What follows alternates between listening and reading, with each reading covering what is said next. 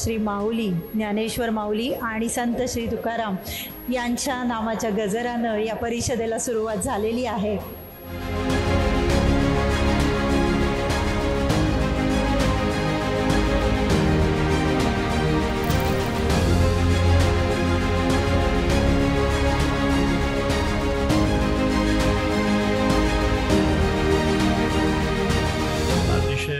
भावनिकपणाने आज आमच्या आईंच्या स्मृतिदिनाप्रित्यर्थ ही आयोजन सगळं केलेलं आहे। मनामध्ये भावना आहेत वारकरी संप्रदायाचं तर म्हणजे ज्ञानोबा तुकोबा आणि छत्रपती मला असं वाटतं की महाराष्ट्राची महत्त्वाची ओळख आहे। आणि तरुण पिढी म्हणून 86,000 विद्यार्थी या संस्थेत शिकतात MITमध्ये आणि सगळ्या राज्यांमध्ये भारतभरामध्ये फिरत असताना महाराष्ट्राचं कल्चर आणि त्या मातीत आपण जन्माला आलो त्याचं एक वेगळं फिलिंग नेहमी येतं।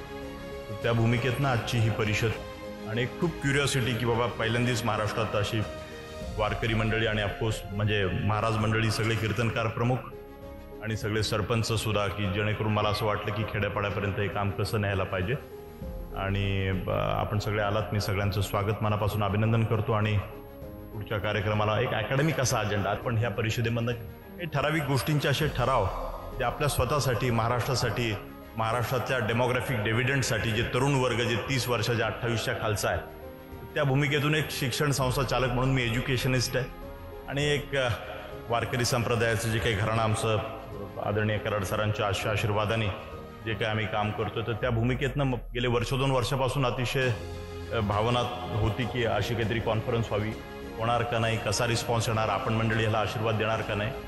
पण खूप आनंद आहे आज की इतक्या मोठ्या संख्येनं आपण सगळेजण इथे उपस्थित राहिलात। शांती परते नाही सुख येर अवघेची दुःख म्हणून शांती धरा पुत्राला पहिले तिरा अनोरेणू थोकडान तुका आकाशा एवढा। याचा अर्थ एक्झॅक्टली काय आणि समाजाशी त्याचं नातं काय। माऊलीने तर सुरुवातीलाच ओम नमो जे आद्या वेद प्रतिपाद्या जय जय स्वसंवेद्या आत्मरूपा शिकलेल्या वर्गालाच हा अर्थ माहीत नाही। तेव्हा तुम्ही खरे शिक्षक आहात असं माझं मत आहे। पण लक्षात ठेवा की आता छत्रपती शिवरायांनी जे भाकीत केलं होतं रयतेचं राज्य असं म्हटलं होतं। मी जातीपातावर बोलत नाही, याती कुळ माझे गेले हरपुणे लक्षात ठेवा। हे वाक्य आहे ज्ञानेश्वरांचं, हेच वाक्य आहे जगद्गुरूंचं, हेच शब्द आहेत नामदेवाचे आणि याचे आपण पाईक आहोत लक्षात ठेवा। माझी तुम्हाला विनंती की ही जी डिस्कशन चालू आहे याच्यामधून काही समाजाला सुखाचा समाधानाचा शांतीचा मार्ग दाखवण्याचं दायित्व भारत मातेचं लक्षात ठेवा। पण जे काही आपल्या रक्तामध्ये आपल्या संस्कृतीमध्ये आलं आहे त्याच्यासाठी आपलं चिंतन आहे की गेल्या 50 वर्षांपासून या MIT शिक्षण संस्थेने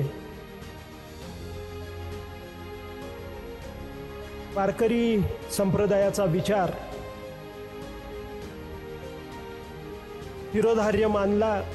पोरांच्या शब्दात सांगायचं म्हणजे गीता जेणे उपदेशिली ते हे माऊली ते विटेवरी माऊली। या श्रीकृष्ण परमात्म्यानं गीतेचा उपदेश केला।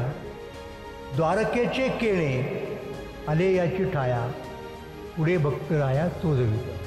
श्रीकृष्ण परमात्मा द्वारके येऊन पुंडलिकाला शोधत शोधत पंढरपूरला आले असं तुकोबारायांनी आणि सगळ्या संतांना ते मान्य आहे। म्हणजे याचा अर्थ काय होतो की आपलं जे आद्य दैवत आहे ते श्रीकृष्णच आहे।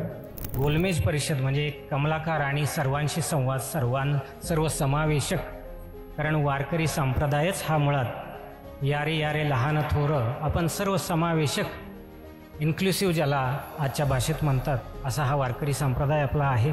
पहिल्यांदा मी सांगेन जगाच्या पाठीवरचा सगळ्यात मोठा आणि सुज्ञ संप्रदाय कोणता असेल तर वारकरी संप्रदाय आहे। तुकोबारा म्हणतात तुझं विन कोणा शरण जाऊ नारायणा ऐसा न देखे मी कोणी दुजाती तिही त्रिभुवनी। म्हणून ज्ञानेश्वर महाराज या संप्रदायाचे पाईक होते, असा हा वारकरी संप्रदाय। तुकाराम महाराज या संप्रदायाचे पाईक होते, वारकरी संप्रदाय. आजच्या परिस्थितीमध्ये पर्यावरण, मातीचं आरोग्य, वाढती व्यसनाधीनता, त्यानंतर भाऊबंदकी आणि भाऊबंदकीचे बांध आणि बांधावरच्या समस्या, या सर्वात मोठ्या प्रश्नाला आपल्याला सामोरं जायचं. म्हणून खेड्याकडे चला हा संदेश स्वीकारतानाच खेडी आज स्वावलंबी राहिली का, ती खेडी स्वयंपूर्ण करू शकलोत का, पंचायत राज व्यवस्थेने नेमकी कशा प्रकारची दिशा देण्याची आणि ते घेण्याची गरज आहे. आणि अशा परिस्थितीमध्ये समाज एकसंघ ठेवायचा हे सर्वात मोठं चॅलेंज आपल्या सर्वांच्या समोर आहे. मस्तक माझा पायावरी या वारकरी संतांच्या. सर्वप्रथम भक्तियोगी होऊन कर्म करणारे आणि कर्मयोगी असून भक्तीचं हृदय जोपासणारे असे अनमोल अशा विभूतींचं एकाच वेळी दर्शन ही आम्हाला मिळालेली संधी, यासाठी सर्वप्रथम MITच्या सगळ्या परिवाराचे मी खूप आभार मानतो. सर्वांमध्ये एकच एक ईश्वरी चैतन्य भरलेलं आहे. या नात्याने आपण सगळे समान. इथे वर्ण अभिमान विसरली याती, एकमेका लागतील पायरे. मला हा वारकरी संप्रदायातला संकेत सुद्धा अत्यंत अर्थपूर्ण वाटतो. आपण सर्व समान आहोत. जे जे आपणाशी ठावे ते ते इतरांशी सांगावे, शहाणे करून सोडावे सकल जन. आणि अशी ही सगळी ज्ञानी मंडळी ज्यांनी स्वतः काही कार्य केलंय आणि आज आपल्या पुढे मांडलंय, आज या सत्राला लाभली हे निश्चित या परिषदेचं भाग्य आहे, या सत्राचं भाग्य आहे.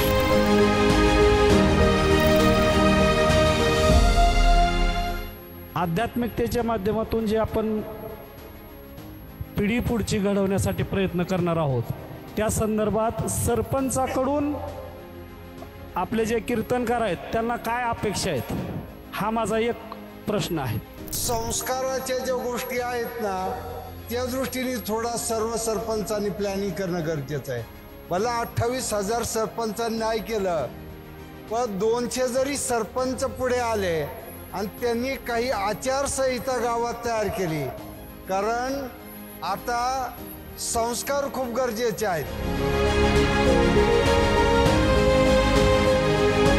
मी ॲज अ ॲक्टिव्ह सिटिझन म्हणून, एक ॲक्टिव्ह नागरिक म्हणून मला स्वतःला काही कमी जास्त गोष्टी वाटतात. आणि त्या भूमिकेतनं सरपंच सुद्धा इथं जे कोणी येतं, तुमच्यासुद्धा कीर्तनकारांकडनं काय अपेक्षा आहेत, आणि तुम्ही एक वाहक म्हणून मी इथं पाहतोय तुमच्याकडे सगळ्यांकडे, एक वाहक म्हणून की खेड्यापाड्यापर्यंत हा जो काही वारकरी संप्रदायाचा जो विचार, किती 700-1000 वर्षाची, किती वर्षाची परंपरा, त्याचं मूळ कसं काय कसं, त्याच्याविषयी मी अथॉरिटी नाही, आपण सगळे जाणकार आहात.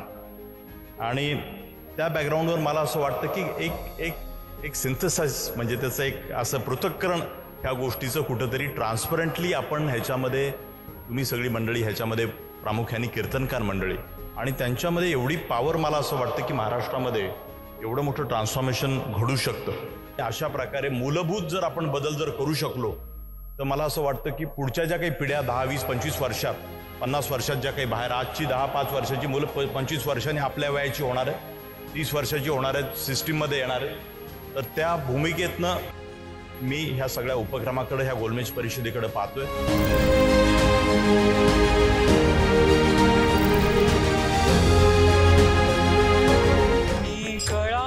कुसरी काहीच नेणे, मी कळा कुसरी काहीच नेणे.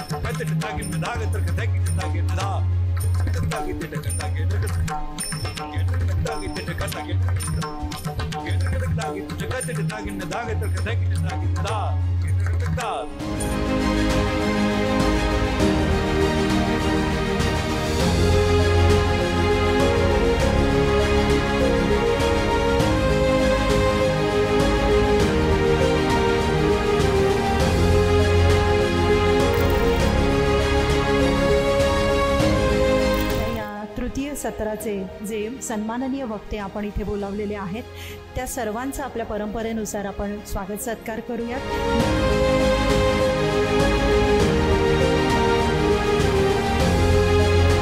पण काय ओळखीत तर मी MITचा विद्यार्थी आहे आणि कराड सरांचा विद्यार्थी आहे.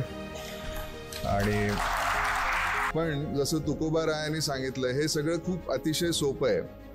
तर रामकृष्ण हरी विठ्ठल केशवा मंत्र हा जपावा सर्व काळ या विणा आणिक असत साधन वाहतसे आण विठोबाची. तुका म्हणे सोपे आहे सर्वाहून शहाणा तो धनी घेतो येते. हरिमुखे म्हणा पुण्याची गणना कोण करी. रामकृष्ण हरी. सच्चिदानंद रूपाय विश्वोत्पत्त्यादि हेतवे तापत्रय विनाशाय श्रीकृष्णाय वयं नमः. संत सम्राट भगवान ज्ञानोबाराय, वैराग्य रागरसिक जगद्गुरु संत शिरोमणी श्री तुकोबाराय, शांती ब्रह्म श्री संत एकनाथ महाराज, महाराष्ट्रातील सर्व संतांची मांदियाळी, वारकरी संप्रदायाचं परम आराध्य दैवत श्री पांडुरंग परमात्मा ह्या सर्वांच्या अलौकिक अकारण करून अद्भुत असीम अपूर्व अहेतुकी अशा अनुग्रहामुळं आज या ठिकाणी या महाराष्ट्रामध्ये किंवा विश्वशांतीच्या रूपाने संपूर्ण जगताला एक शांतीचा संदेश सर्वांच्या अंतःकरणामध्ये प्रसृत व्हावा यासाठी कटिबद्ध असणाऱ्या संस्थेने या ठिकाणी वारकरी कीर्तनकारांची जी गोलमेज परिषद किंवा ज्याच्यामध्ये निर्दोषम ही समम ब्रह्म असं भगवद्गीतेमध्ये भगवान परमात्म्याने सांगितलेलं आहे.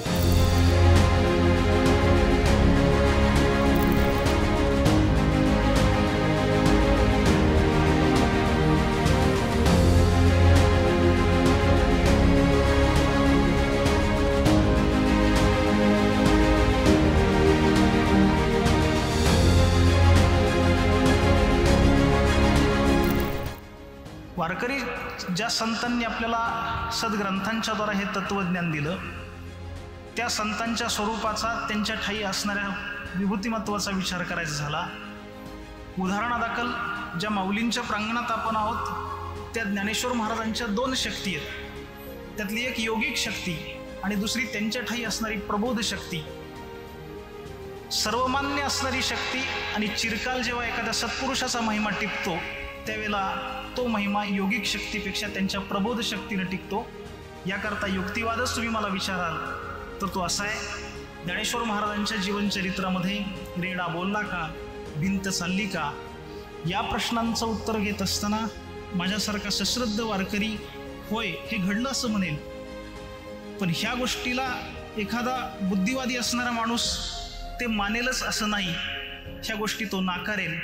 पण रेडा बोलला अथवा भिंत चालली हे नाकारणारा माणूस माऊलींचं पसायदान मात्र नाकारू शकत नाही, कारण ज्ञानेश्वर महाराजांचं पसायदान ही त्यांच्या प्रबोधनाची असणारी शक्ती आहे. तसं पाहता हा कार्यक्रम महाराष्ट्र वारकरी कीर्तनकार गोलमेज परिषद या नावाने जरी असला तरी पण I am sure that it is not only for kirtankars or even it is not only for sarpanch, it is for all. सर्वांसाठी हा कार्यक्रम आहे.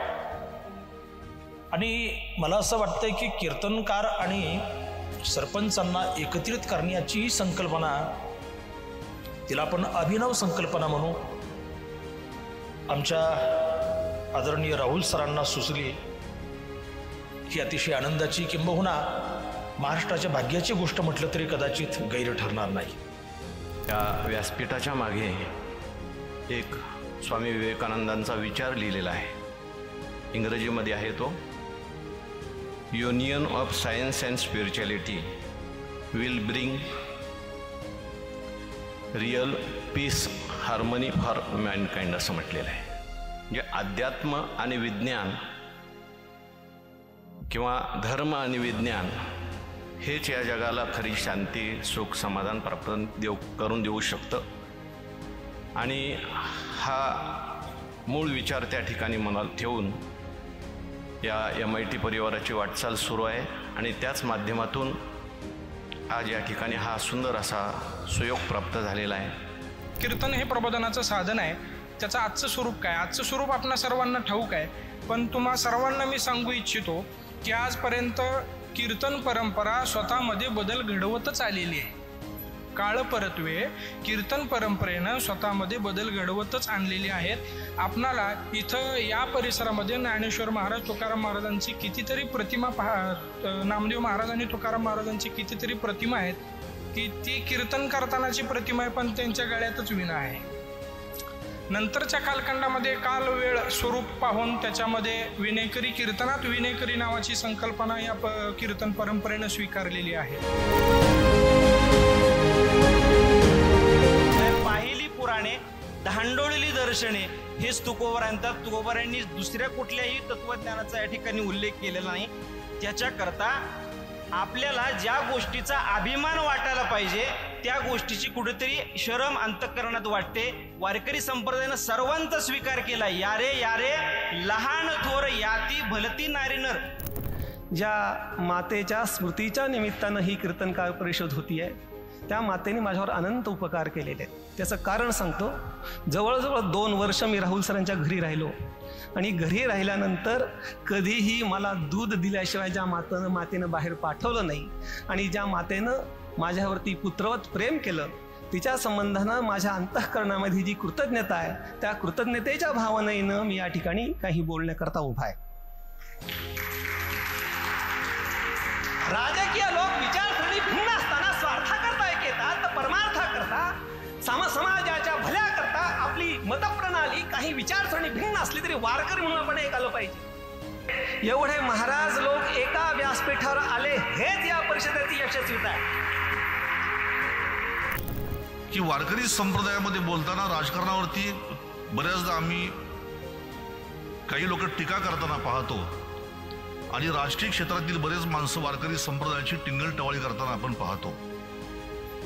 पण मला असं वाटतं की आतापर्यंतची क्रांती घडलेली या महाराष्ट्रामध्ये, जगाचा विचार आपण करू नका, पण या महाराष्ट्राच्या जर आपण क्रांतीचा विचार केला तर हा महाराष्ट्र केवळ तलवारीच्या बळावर घडलेला नाही.